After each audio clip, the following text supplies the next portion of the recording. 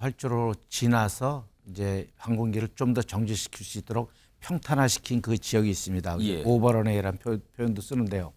거기에다가 일종의 우리 건설 자재 ALC 또는 딱딱한 스티로폼 같은 걸 깔아놔서 예. 그게 부서지면서 바퀴가 그걸 파고 들어가면서 비행기를 제동시키는 그런 장치입니다. 근데 저 장치는 보통 일반적으로 넓은 활주로에서는 별로 큰 의미가 없고요. 도리어 항공기를 손상을 더 많이 시킬 수 있기 때문에요. 제주항공 유해기 참사와 관련돼서 오늘도 전문가 한 분 모시고 얘기해 보겠는데요. 정윤식 카톨릭 관동대 항공운항학과 교수 나와 계십니다. 안녕하십니까? 네. 우선요. 뉴스와이드가 화면으로 하나 준비 좀 한 게 있어요. 이게 어떻게 보면 마지막 순간 조종사의 모습일까요? 화면에 있습니다. 일단 저런 모습이 여객기가 아마 동체 착륙을 한 상황에서 이 칵핏이죠. 이 조종사분들이 자리하고 있는 저 위치에 보시면은 조종사가 어둡게 보이지만 뭔가 이렇게 손을 뻗는 듯한 모습이 좀 보이거든요. 이게 이제 뒤늦게 이게 이 온라인상으로 공개가 되고 많은 분들이 얘기를 하고 계시는데 이런 반응이 나옵니다. 사고기 기장님의 모습으로 일단 파악이 되고 있어요. 이 마지막 순간인 것 같은데 최후 순간까지 콕핏 패널에 손이 가는 듯한 모습으로 보여요. 아마 마지막까지 뭔가 최선을 다하려고 했다. 이런 얘기거든요. 정윤식 교수님. 네. 일단 이 사고가 이제 조류 활동 경고가 관제탑부터 있었고 그 이후에 뭐 이 선에 비행을 한 뒤에 동체 착륙 그리고 충돌까지 딱 9분 정도 시간. 지금 그 사이에 무슨 있었는가 이게 지금 조사 중이잖아요. 이런 상황에서 지금 마지막 순간의 모습으로 보이는 저 조종사의 손을 뻗은 손의 모습. 이거 어떤 동작으로 보이십니까 지금 이거는? 예, 저 위치에서 보면 사실 조종사가 조종관을 잡고 있는 모습은 그 유리창으로 보이는 그 아래에 있기 때문에 가려지겠죠. 예, 가려지고 있고 예. 저 때는 아마 기장이 조종을 했을 상황입니다. 기장이 조종을 하고 그래서 있고. 기장은 사실은 조종관과 또는 습관적으로 우리 운전할 때도 오토매틱을 또 기아를 쓰지 않지만 손이 이렇게 기아에 올라가 있지 않습니까? 마찬가지 엔진 스로틀에 있고 예. 한 손을 이렇게 잡을 가능성이 크고요. 예. 그다음에 이제 부기장은 아마 동체 착륙 때 굉장히 심한 충격이 있을 겁니다. 예. 많이 흔들리고 그래서 그거를 앞에 대시보드나 또는 유리창 위쪽에 손잡이가 있습니다. 아. 그 손잡이를 잡으면서 그냥 이 상태에서 몸을 움직일 수 없으니까요. 일단 지지대를 만들고 지시하는 것 같은 거를 뭔가를 잡고 조치를 하는 모습으로 보인다. 그렇게 하기 위해서 손을 올리고 있지 않았나 이렇게 생각이 듭니다. 지금 일각에서 얘기하기를 지금 물론 이 충돌로 인해서 너무나 큰 희생이 났지만 동체 착륙 자체는 굉장히 안정적으로 한 거냐 이런 평가도 나오는데 어떻게 보십니까? 예, 절차에 보면은 동체 착륙, 그러니까 정확하게 동체 착륙이라는 용어는 없고요. 예. 노 기아 랜딩, 기아를 노기아래. 예, 아. 쓰지 않고 착륙해서는 정상과 동일하게 착륙을 한다 이렇게 돼 있습니다. 그래서 예. 그 자체는 적절하게 이루어졌고 음. 그 이후에 이제 마찰력을 좀 증가시키는 행위가 조금 있어야 되는데 예. 그런 행위가 이 기종상 좀 어려운 것도 없잖아 있습니다. 아. 그래서 이거를 뒷부분, 우리 테일 부분이 땅을 끓이면서 오는데 예. 그게 마찰력을 증가시키기 위해서 일부러 조종알을 뒤로 당긴 건지 아니면 다른 이유에서 당긴 건지 그것 때문에 증가가 되는 면도 있지만 사실 기체가 약간 또 재부양 다시 또 뜨는 것 때문에 감속에 또 약간 영향을 주지 않았나 이렇게 또 보고 있습니다. 지금 일단 뭐 지금으로서는 뭐 단정적으로 얘기할 수 있는 게 네. 없어요. 조사를 철저히 해봐야 되는데 이런 상황에서요. 많은 분들이 오늘도 이 얘기하십니다. 아쉬움 속에 큰 희생을 막을 수 있는 방법은 과연 없었던 것인가 이런 생각에서 출발한 거죠. 이마스라는 장치가 있는데 이게 공항에 다른 나라에는 설치된 곳이 꽤 있다고 그럽니다. 일단 이게 무엇인지 영상으로 시청자 여러분께 소개해드리겠습니다.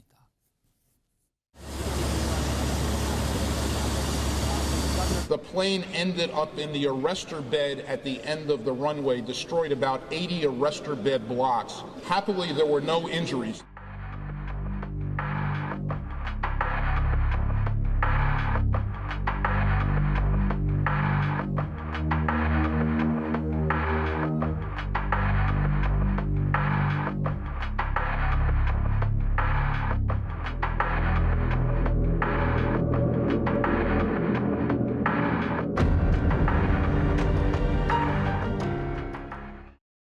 활주로 끝에 저런 장치가 돼 있는 나라가 꽤 있답니다. 그러면은 비행기가 활주로를 벗어나도 급 브레이크가 걸린다는 거죠. 화면으로 정리해 보겠습니다. 이마스 풀어서 얘기하면 항공기 이탈 방지 시스템입니다. 대만에 있는 공항에 설치가 돼 있대요. 대형기도 착륙 가능하고 미국은 전역에 71개 공항에 120여 개 넘는 이마스가 설치되어 있답니다. 정유식 교수님, 지금 미국에서는 27년간 총 22번의 사고를 막았다. 저 장치로 인해서. 이 이마스 정확하게 뭡니까? 설명 좀 해주시죠. 예, 활주로 우리가 스탑웨이라고 표현을 하는데요. 예. 활주로로 지나서 이제 항공기를 좀 더 정지시킬 수 있도록 평탄화시킨 그 지역이 있습니다. 예. 오버런웨이라는 표현도 쓰는데요.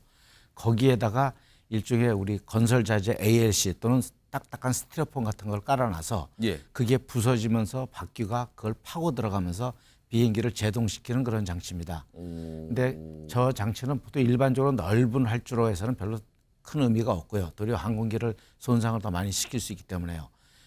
스탑웨이, 즉 우리가 말한 그 활주로 중단 구역이 좀 작은 곳에서 활주로 길이가 좀 짧은 아니, 활주로가 아니라 예. 활주로 끝에 부분에서 활주로가 끝나는데 예를 들어서 담벼락까지 외벽까지가 좀 충분한 공간이 확보가 안 될 됐을 때 저런 거를 설치하면 예. 그 중단 구역을 줄여주는 그 규정이 있습니다. 예를 들어서 뭐 원래 300m였는데 저걸 설치하면 150m로 줄여준다든지 저 장치가 있으니까 굳이 길 필요가 없다라는 판단이 되는 거군요. 그렇게 하는 건데요.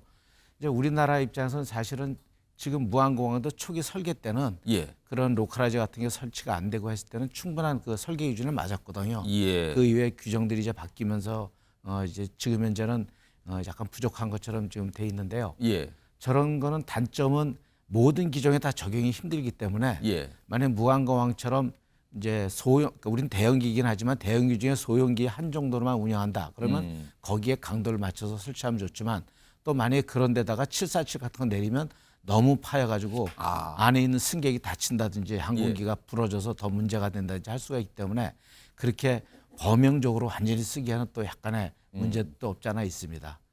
만약에 무안국제공항에 저 이마스 장치가 그 여객기에 맞춰서 설치가 됐더라면 그러니까 많은 분들이 그런 아쉬움 생각을 하게 되는 거거든요, 지금요. 그럼 어떻게 좀 볼까요, 그러면? 그러니까 저거를 쓴 활주로들 보면 우리처럼 한 250m 이상 확보가 된 게 아니고요. 거의 150m 굉장히 짧은 그 스탑웨이가 있는 곳에서 씁니다. 그러니까 우리 정도 처음에 설계 기준에서는 이 정도면은 737 정도 또는 심지어 767 정도까지도 충분했다 이렇게 설계가 됐기 때문에 아마 고려 자체를 안 하고 다른 공항들도 사실은 충분히 그 스탑웨이부터 우리가 말하는 중단 안전구역이 확보돼 있었기 때문에 고려를 안 했는데요. 이제 그 문제가 이제 그런 걸 고려를 안 했지만 저런 게 이제는 굵어졌어요, 지금 상황이. 할 때가 됐거든요. 그리고 실제적으로 활장을 위해서 땅을 구매를 하고 설계 변경하는 것보다 저게 더 쌀 수도 있다. 그러면 한 번 정도 국토부에서도 심각하게 고려할 겁니다.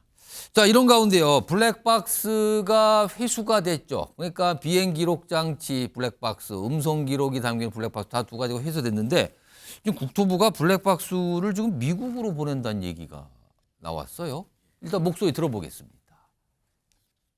파손된 비행 기록 장치는 국내에서 자료 추출이 불가한 것으로 판단됨에 따라 미 교통안전위원회와 협조를 통해 미국으로 이동하여 분석하는 방안을 오늘 합의하였고 이제 미국에 가서 하다 보니 또 혹시라도 이제 편향된 이런 결과가 나오지 않겠나 뭐 우려를 하시는데 사조위 우리 조사관들이 함께 조사를 하게 됩니다. 어떤 편향된 그런 어떤 결과에 대해서는 우려를 하지 않으셔도 된다. 화면 좀 보겠습니다. 지금 미국 얘기가 나와요. 자꾸만. 자, 파손된 이게 비행 기록 블랙박스거든요. 이거를 미국 쪽에 보낸대요. 그래서 분석한다. 그리고 미국의 조사관들이 지금 나와서 조사를 하고 있어요. 한국에 파견된 미국 합동조사단, 연방항공국 등 보잉 관계자까지. 정유식 교수님, 일단 블랙박스 왜 미국으로 보내? 우리나라에서는 안 됩니까? 우리나라에서는 해결이 안 됩니까? 왜 미국으로 보내는지. 그리고 왜 우리나라 공항에서 우리나라 여객기에 사고가 났는데 왜 미국 조사관들이 와서 조사를 하는 걸까요? 이제 블랙박스는 우리가 좀 제작을 하지 않기 때문에요. 예. 물론 그걸 뜯어서 우리가 할 수도 있지만 그래도 저기 한일 제품으로 좀 보이는데요. 제작사에서 하는 게 그나마 혹시 데이터의 손상을 방지하지 않을까 하는 차원에서 그럼 지금 우리 예. 국내에서 하기엔 자신이 없는 겁니까? 사실 경험이 부족한 건 사실입니다. 우리가 뭐 이런 사고가 많이 예. 일어나지 않기 때문에요.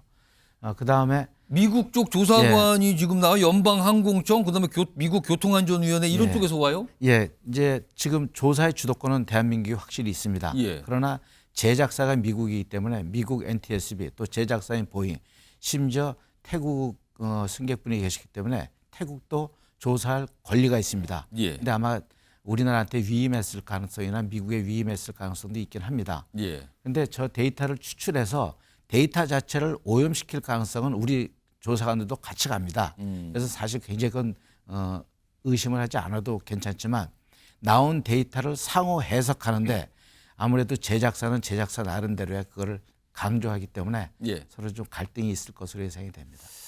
많은 분들이 저 부분에 대해서 약간 의아하게 생각하십니다. 왜 미국 얘기가 나오는가 이런 내용에서 교수님의 설명이었습니다.